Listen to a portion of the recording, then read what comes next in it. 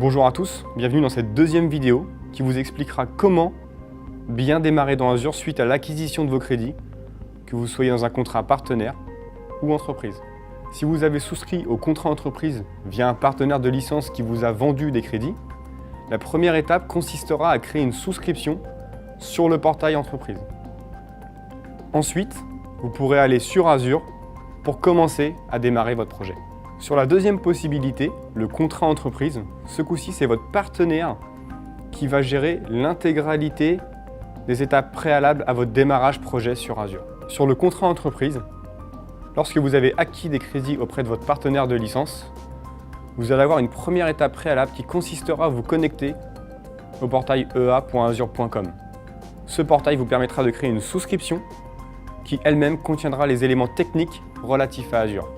Une fois la souscription créée, vous allez pouvoir aller sur Azure et ajouter un administrateur technique, un consultant ou autre, qui lui pourra commencer à créer par exemple des machines virtuelles ou d'autres éléments relatifs à votre projet. Sur le contrat partenaire, c'est le partenaire qui va gérer toutes les étapes préalables à votre démarrage projet sur Azure. Si vous avez opté pour le contrat entreprise, vous allez recevoir un mail d'activation vous invitant à vous connecter à ce portail que nous allons découvrir tout de suite. Une fois que vous vous êtes connecté au portail Accord Entreprise, vous êtes redirigé sur ce site web sur lequel vous allez retrouver tous les éléments relatifs au crédit que vous avez acquis. Pour créer une souscription, il faut aller sur Account et ajouter un identifiant. Cet identifiant sera celui qui aura la possibilité de créer des souscriptions. Lorsque cet Account Owner a été ajouté, il se retrouve positionné ici.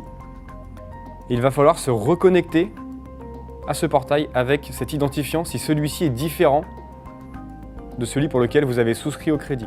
Une fois reconnecté au portail avec l'identifiant que vous avez ajouté comme Account Owner, vous aurez dans la partie souscription la possibilité de créer une nouvelle souscription. Pour créer une nouvelle souscription, vous cliquez sur Add Subscription et vous allez être invité à créer une nouvelle souscription. Lorsque vous avez cliqué sur Add Subscription, une nouvelle fenêtre s'ouvre sur laquelle vous allez pouvoir choisir de créer une nouvelle souscription.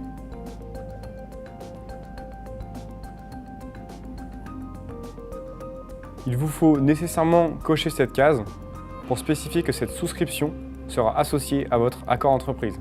Une fois que la souscription a été créée, vous êtes invité à vous connecter directement sur Azure, vous êtes redirigé sur le portail, ce coup-ci technique, dans la souscription que vous avez créée.